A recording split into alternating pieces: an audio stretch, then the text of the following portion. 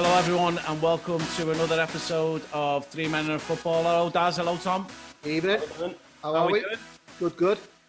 Having fun? As always. Trying my best. Yeah. So we've got some new topics to talk about this week. And again, I wanted to start off with some comments from... you sponsoring again, Tom? Thomas, listen. We're going to have to put a disclaimer out now that you can drink any beverage. It doesn't have to be so. Yeah, but hang on. Are we getting any money for this? Or is Thomas just taking it all? Thomas is just skimming off the surface all our income. To be honest, I don't care if we get paid, but if they want to send me some free salt, I'll be made up. Yeah. Or any beer, for that matter.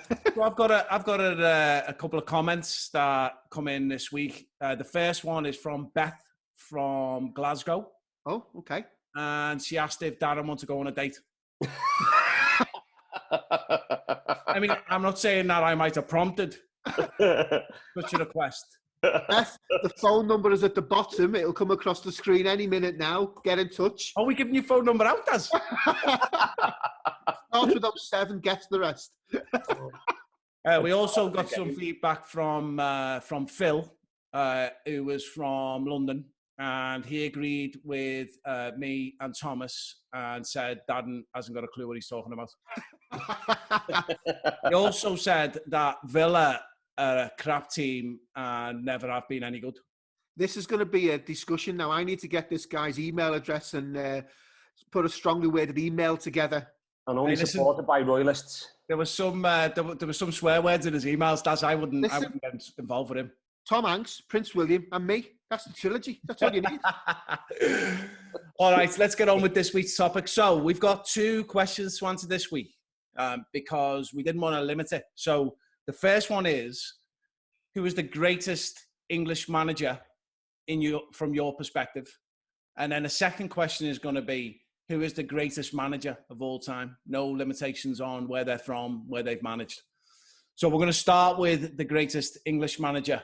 Just to continue our theme, did Billy Birch, is he English or is he foreign? He's from Old Swan, I think. So okay, so we'll put that in a different category maybe later on. Yeah. I mean, maybe Liverpool-born amateur league, amateur football managers. Lives in the Swan. Lives in really bad referees. Yeah. Specialist. Yeah, I get it. All right, so Daz, you kick us off. Who have you got? Okay, I think for me, one of the greatest managers of all time has to be Bob Paisley. I think to continue what Shankly started, and he did it in a different way to Shankly. I mean, I don't know if I'm reading Kevin Keegan's book at the moment, and he said he was a completely different character to Shankly, but what he got from the players was probably a bit more, if that makes sense. What was the difference in it from his perspective, Daz? Well, Shankly was very much all about the lines he fed you. He'd walk in the room and demand the respect straight away. And Bob Paisley was a quieter person. He would just let the football do the talking. He wouldn't go into great details, but when he spoke, you listened. Yeah. And for me, I think Bob Paisley's trophy record speaks for itself. He never came across in any of his interviews, as you like, as someone who was big-headed about it. He just presumed that's what he did. That was his job, and he did it to the best of his ability. And I think that humbleness, for me, elevates him even higher than what he is. Yeah, so I think obviously it started before that with Shankly, but if you think about the continuation from Shankly and then on to Bob Paisley and then all of those boot room staff that come through, all those coaches that come through to manage Liverpool over the years, it was amazing what Shankly had done, but certainly Paisley got some of the benefits of that by the trophies that he won.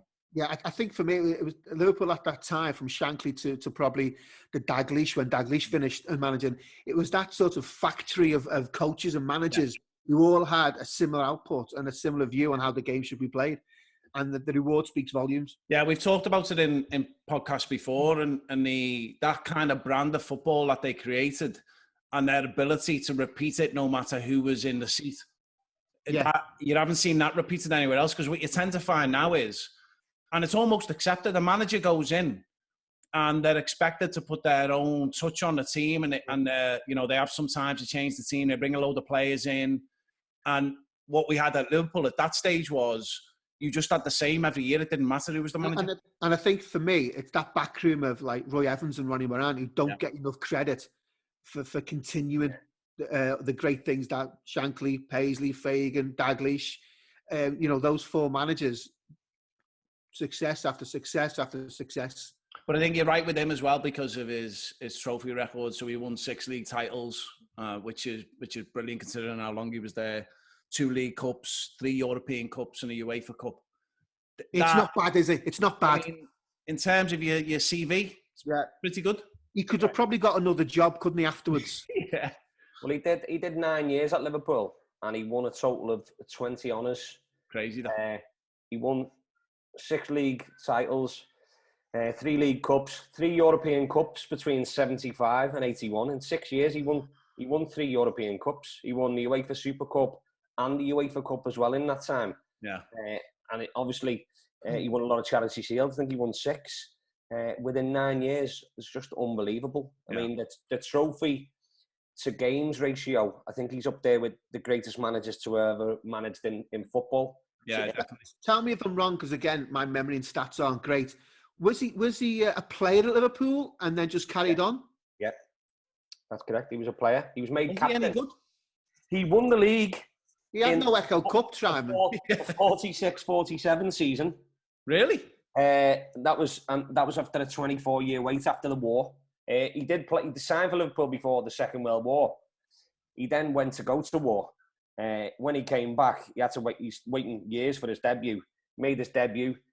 He won the league after a 24-year wait, 46-47. He got made captain in 51, and then stayed with the club right the way through until he retired. Thomas, have you been on Wikipedia?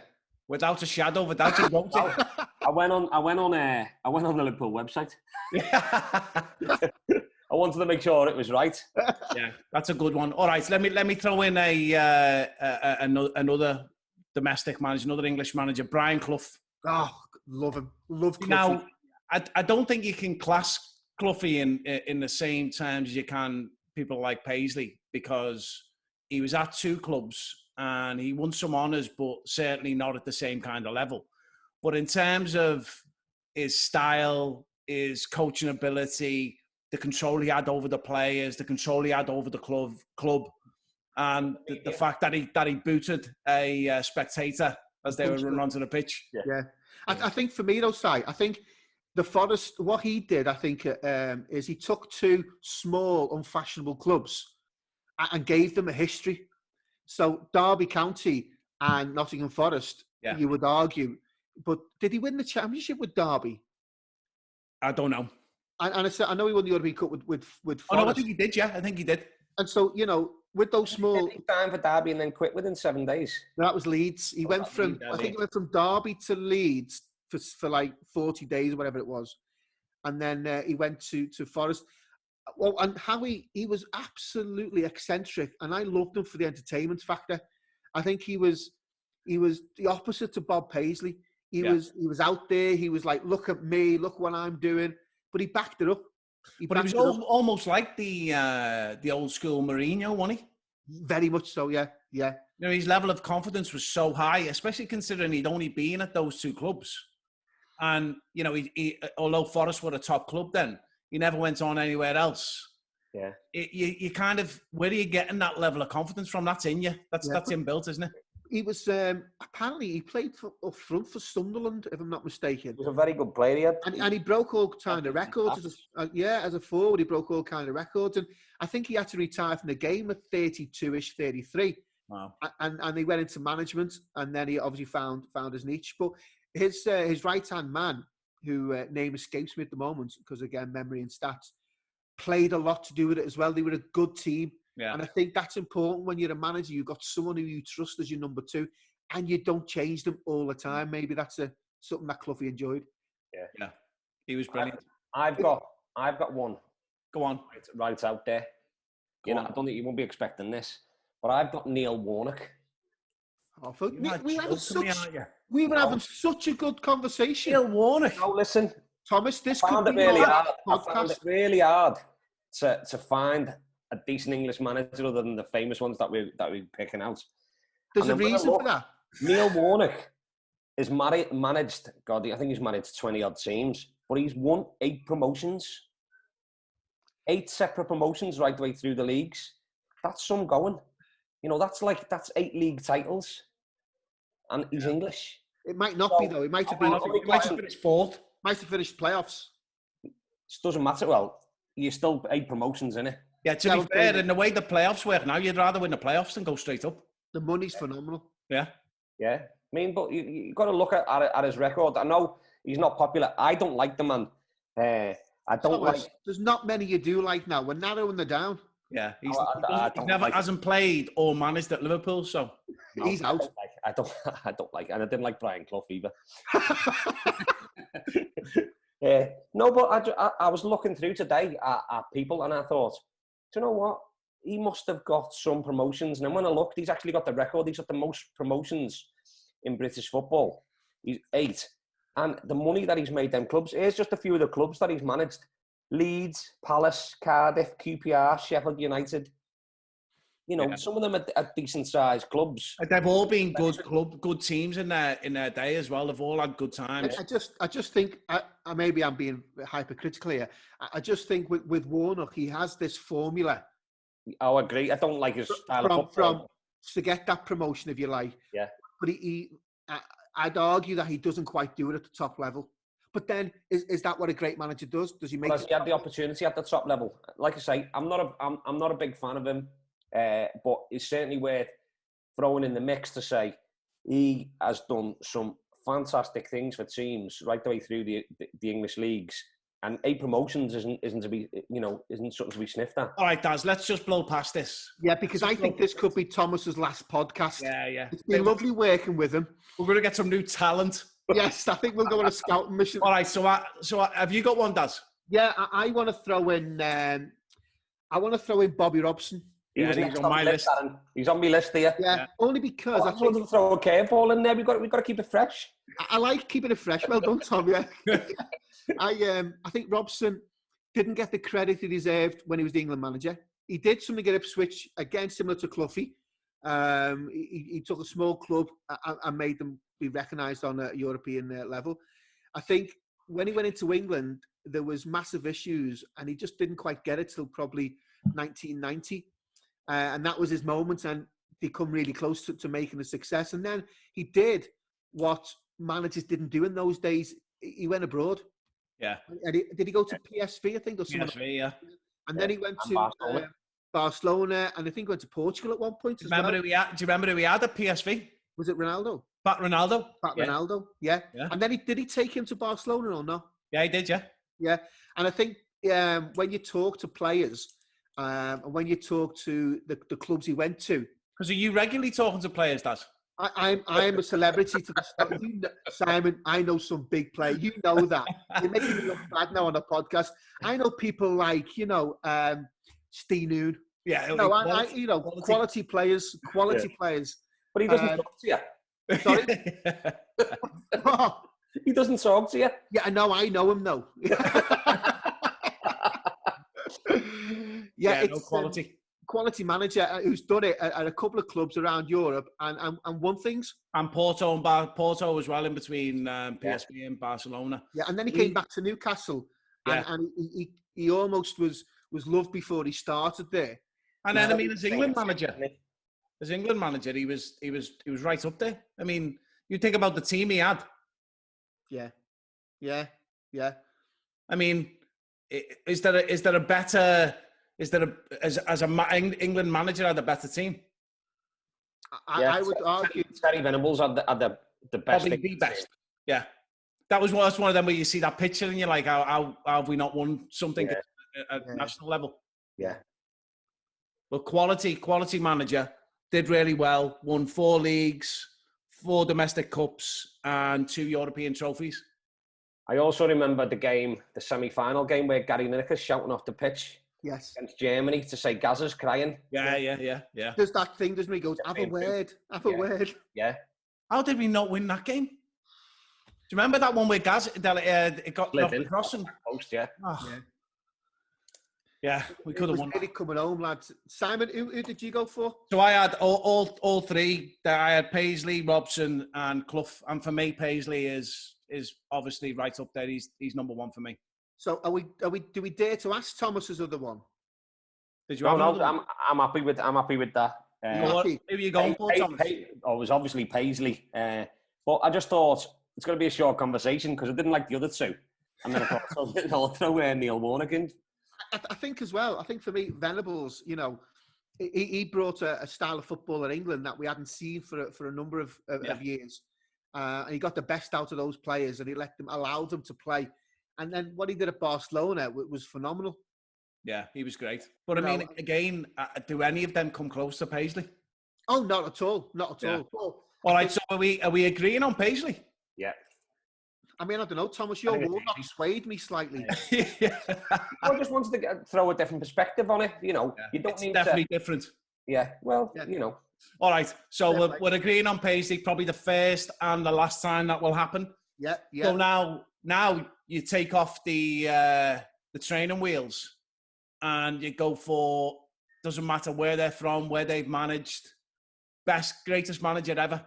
Who have you got? And Thomas, if you say someone like Alan Pardew, you're done. I'm waiting for the Sam Allardyce shout. No. I'll kick it off then with probably the favourites, or he's going to be up there with the favourites. Alex Ferguson. Yeah. Man United. And in 26 years he was at Man United, he won 38 trophies. 38. I mean, starting off 26 years at a club of that size, that pressure. Yeah. I mean, I'm going to say it, but I hated the man. Never a guess, Tom. There's definitely a theme coming out. He destroyed my childhood. I hate everyone. But what a manager. His desire, his will to win was second to none. You know, you could see it in him. You could see the way he treated his players. You could see the way things would leak out. You know, when Beckham got the boot, hit him in the face, that got booted at him. He just didn't want to get beat. If he didn't like it, or you didn't say something, or you didn't do something that he liked, look at Yapstam, he got rid of them. It's just desire. See, so they all talk about the hairdryer treatment and how he was. But remember what he was like when Cantona jumped over the Hordens and kicked that Crystal Palace fan? Yeah.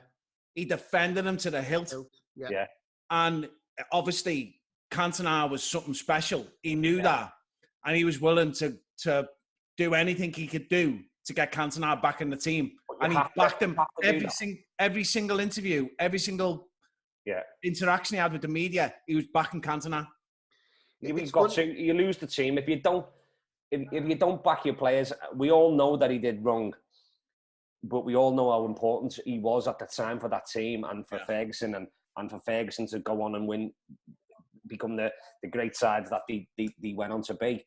Yeah. It was early days. I think they hadn't won like 5 or 6 premierships by then, so they were building this dynasty that he created. And if he turns around and goes, you know, we're gonna sack him, or we're gonna do that, he'd never do that. He'd lose the rest of the dressing room. He had to back him. I think for me is you also forget what he did at Aberdeen. Yeah. And then when he came to United, there was a culture there that he knew he had to get rid of. And the board gave him a little bit of a chance, really. And then it was that they talk about the Mark Robbins goal, I think, that saved his FA Cup career. And I think from that, then he knew he had to get people out and bring that youth team through. Wasn't it like 7 years before he started doing well, or? I mean, it was definitely a few years before he did well. I think it was around 6, wasn't it? Yeah. 5 or 6 years. Yeah, and I think he knew what he wanted, but to shift the club's mentality from a drinking culture, I think it was, and a gambling culture, and we can do what we want culture, to having that control over those group of lads who came through, the Giggsies, the Sharps, and all those players. Yeah, the stories those guys tell. He seemed to have spies everywhere over Manchester and beyond. Well, he went round to their houses, didn't he? Lee Sharp tells a story of him turning up at a party and pulling them out. Yeah.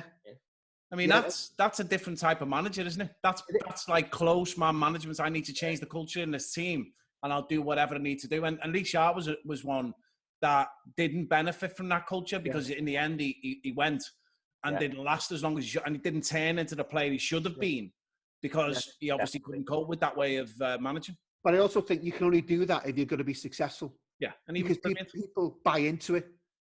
Yeah. So who did you have, Si? So I'll pick the obvious Liverpool one. So we've talked about Paisley, but the person who started it all off was Shankly, and he obviously didn't get the honours that Paisley did. But if you think about the lineage that he started, he did something special at Liverpool. He changed the club entirely. We were an average, mediocre club at the time. He took us from there right to the top. And then not only did he take us to the top, he passed it on in a way that could be replicated for everyone that came in. And built on. Yeah, and we just got better and better and better. And I absolutely am convinced that if he hadn't been at the club at that stage, we never would have become the team that we did. And the reality is, in our lifetime, Liverpool in our early years were amazing. And then we were useless for years. We were just not a good side at all. But we were so spoiled by how good we were when we were growing up that it was really difficult to watch. In some of those like early 2000s, it was just difficult to watch the team. I think we were just always nearly men. Yeah. Yeah. Now we're getting back to that, but he started it for us, and I think every Liverpool fan, every Liverpool player will ever be thankful to that man.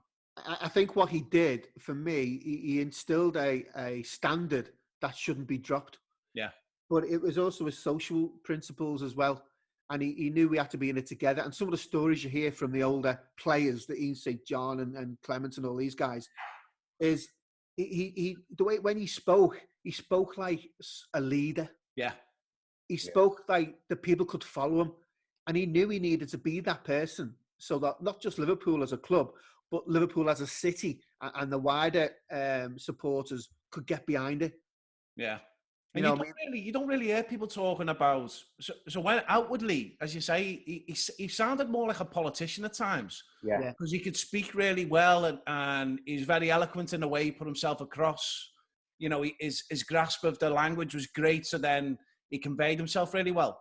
But you don't hear many players talk about what he was like behind closed doors and whether he was entirely different and whether he was much more kind of military in his approach.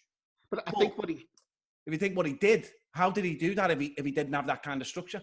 And I think the fact that, you talk about your backroom staff, he purposely chose his backroom staff for the same philosophy. Yeah. And he had different people with different personalities. Yeah. And then he just managed it. Definitely. So, all right, Tom, who've you got? Well, Daz, who've you got? Well, I'm going to throw one in because I think this guy influenced what we do now in terms of the science behind the game, and it's Arsene Wenger. Yeah. I think when he came from Japan or somewhere or China. Japan, yeah. Do you remember seeing him that first time? He looked like a school teacher. Oh, hey, less of that. School teachers are very handsome and very knowledgeable. School teacher. But I think for me, he changed the culture. He changed it, and in the George Graham era at Arsenal, it was almost like we go out, we have a few pints, we get up the next day, but Wenger changed that. And it was brave. Yeah, it was brave for him to change it because they needed success, Arsenal, straight away. Yeah, and he did benefit from George Graham's back four, if you like. But what he did with that, he built on it, and he built on it with quality players that he knew could do the job. Yeah, and so for someone to come into the English game and have that much influence, and then other teams started to change their way of thinking behind the scenes and the philosophy and the science and getting people in, experts to do fitness. And I think for me, he had a massive influence on the game. He did, yeah. The nutrition and fitness side of it was big for him. And yeah, I listened to a podcast last week where Merson was on, and he was talking about that shift in how they acted around training. What a shock it was when he came in. And Merson obviously is famous for liking a drink or two. The change in culture around every player. And they were talking, I heard Wrighty talking about Martin Keown and how Martin Keown thrived in that environment because he all of a sudden got really fit, but kept all of that aggression that he always had. And it turned him from an average fit player to a really good player who was solid and could run a game. And look how good he was in the end. Yeah, he's brilliant. But I do think if it's about influence on the modern game, I think for me, Arsene Wenger, he had success as well. Yeah. You know, he did that. And you'd almost argue the last couple of years, when it wasn't going according to plan, if you like, he was restricted by Arsenal's ambition to build that stadium. Definitely, yeah. And he did it on a shoestring and still kept them in the top four, still kept them competing, still going out there and finding these players from nowhere who'd come on and then they become very, very good players. I think his influence on the game can't be underestimated. Yeah, definitely. The English game changed because of that man. But so talking about influence on the English game, think about Mourinho. Now, he didn't get in my list of top managers of all time, but he had a real influence on the British game as well. So if you think about the way he played the game, and he started playing with that holding midfielder like they did in Europe. So he brought that well. I mean, it was already done in the UK, but not to that level. He brought it to the UK in a big way. Think people like Makelele coming into Chelsea, changed the system, changed the way teams played. And Chelsea were amazing for years. Chelsea were a great side. And that was all because he had a system, and he had a system that he was going to employ no matter what happened. Now, he's another one who's been at loads of clubs. He's done really well. The problem is with him is he's one of those people you either love him or hate him. Yeah, I felt when he first came to Chelsea, he was a breath of fresh air. Yeah. And he's the Thomas of the football world, I think. You won't be surprised that Thomas is not a fan. No, I'm not having that, mate. I'm not having that. Surely, they're very similar. I see them as very similar. Marmite. What would you have said, Tom, if he'd come to Liverpool? Because that was on the cards at one stage. I think he is a short-term improvement, long-term disaster. I think he'll prove that at Tottenham, unless, he can change his whole philosophy and style. Yeah. I think initially he has an 18-month period of turning clubs round. The way he plays is a little bit negative. United found that. But at United, he didn't have the quality of players that he had at Chelsea, so he didn't have a Drogba. Yeah. To win your games. Drogba was an outstanding footballer. He had real powerful players right the way through his side. Yeah, he had Teddy and Lampard as well, who between the three of them, they were running games, weren't they? They had Joe Cole when he was in his prime. He didn't have many injury problems then. They had just real good quality. Remember Damien Duff? Yeah. So they had really, really quality, powerful players, very direct. He played the game very direct, but at the back they were absolutely outstanding. When he went to United, and he didn't have that. He didn't have the decent back four to rely on, so he closed games out, and he didn't have that power centre forward or an exceptional winger to rely on to win your games or to build a game around or the team around. Tom, he was struggling. Go on. Do you not think over the years, though, when he first came in, he played the game almost without any fear? He let the players, he had a system and it worked. As he went through his career, I think he played more conservative. Definitely. And I think what happened is... But I think the teams, the players that he had at his disposal weren't as good as the first amazing group that he had at Chelsea. But even if you look... Between then and the other teams, his Porto team that he won the Champions League with, he still had really quality players in there, and defensively they were outstanding. I always look, and sometimes the question is transfers, certainly at United. And I think for me, I just feel he plays a game in a way where he doesn't want to get beat. Oh, nowadays, yeah. I mean, that's the way he plays the game now. He's too defensive. And I think he'll get, for me at Tottenham, he'll probably end up another year and then he'll go. But again, he hasn't got the quality at Tottenham either. And I think that when you've got the quality, or you've got someone who backs you to the level where you can make mistakes in the transfer window, which he did at Chelsea. He brought in some useless players, but he also brought in some amazing players as well. And I think that really worked for them because they had so much money to spend. Yeah. And what they were doing was they were pricing people out the market as well. Yeah. And they were buying people in at times, bringing them in and sending them out on loan.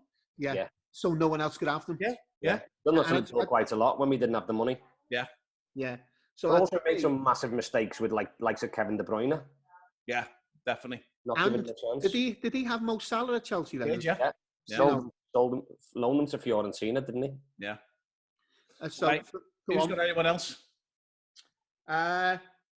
I think what we go through then is we go through a list of managers who are excellent managers, but to raise them to the guys we've spoke about, it's a different level. I think we're missing one, aren't we? We haven't mentioned Pep yet. I was going to say Pep is the one that we haven't mentioned, and I do think again there's a bit of a difference because he's had quality at every team. Barcelona, Bayern Munich, Man City, loads of money, loads of quality, but he has changed those teams and he's got his culture. He's got his way of playing. And what he's done over time with all of those teams is he's turned them into his own team. So I think he, as a coach, is excellent and he's becoming a better manager. Much better manager now. But as a coach, he was fantastic. What he does they talk about it all the time, what he does on the training ground, his accuracy and what he wants them to do and where he wants them to do, he'll stop them in the middle of training and he'll tell them where they should be as opposed to where they're standing. And for a manager to get involved at that kind of level, that's not normal. No, what he does, he almost micromanages his team. Yeah. And so they perform very much in a fluid... like Simon in this podcast, Darren, isn't it? Very much so. He's almost the opposite of Neil Warnock. Yeah.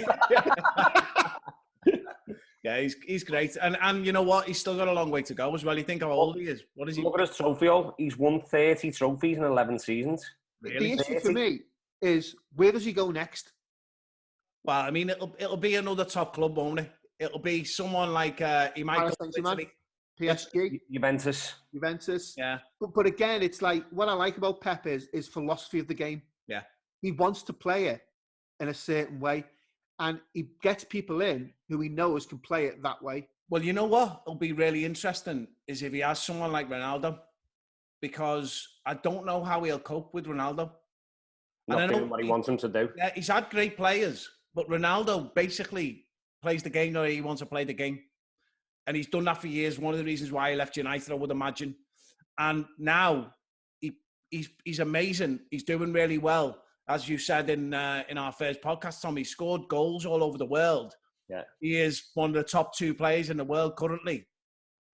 Will he be able to control him? And will he be able to make him fit into a system? Or will he build a system around him? But I think what will happen is, I imagine, if he goes to Juventus, I can see Ronaldo leaving Juventus and having a new chapter in his life, because that's what he does. United. He could come back to United. What I think is like with Pep at the minute with City. So a lot of articles over the years that he doesn't like Aguero. Now Aguero is out of this world. What a centre forward that he is. But he doesn't do what Pep wants him to do. Absolutely. And fit into the way he sets his team up. And he'd much rather play that Jesus. All the time, yeah. Jesus isn't a patch on Aguero.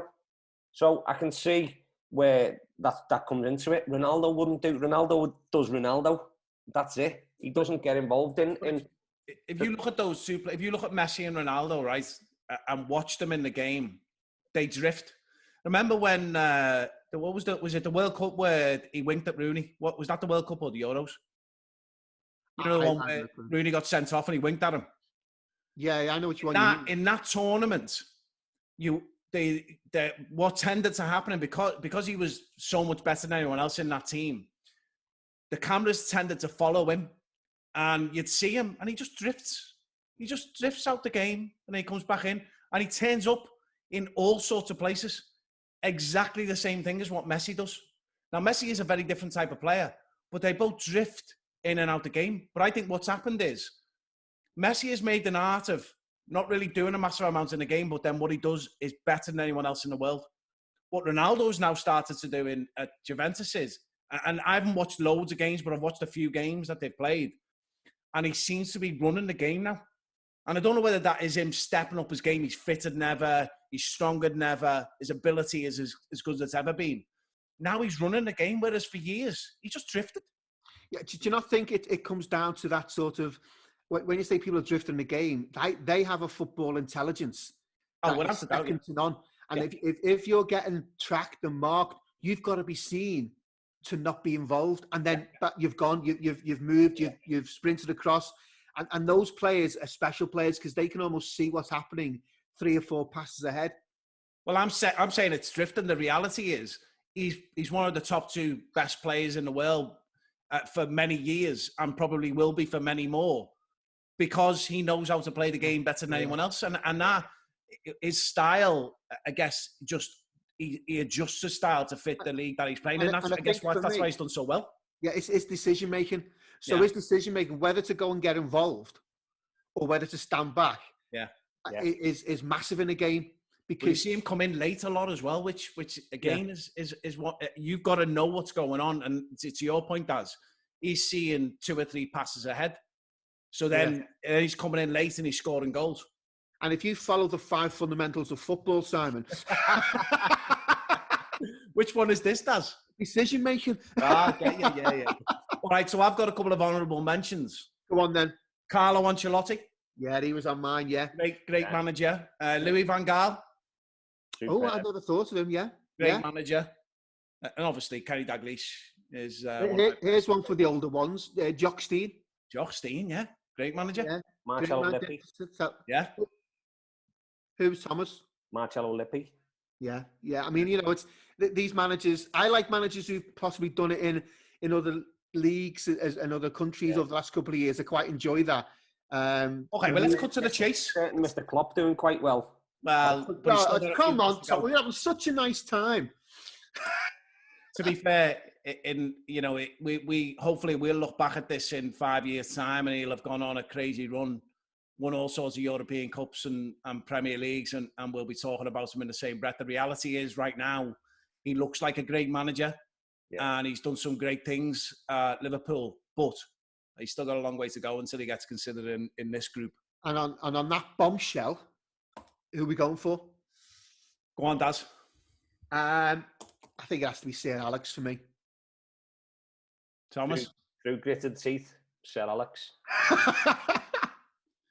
Same here, Sir Alex Ferguson. I can't believe we've agreed on Bob Paisley and Sir Alex. I almost feel a little bit sick. I feel as though we need to do it all again.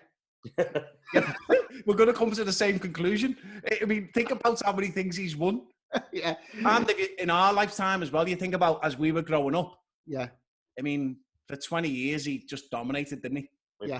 And he made United a force to reckon with, not just only in England, but in Europe and the world. Terrible. It's terrible to see them not doing so well at the moment, isn't it? But it's like the Liverpool factor. When Liverpool were doing well in the 70s and 80s, everyone hated them. Yeah. And everyone hates the successful teams. That's why people love Villa. I think that's where we need to end it. Yeah. Thanks, lads. Right, that was great. Thanks for that. See you on the next one. Take care. Bye-bye. See ya.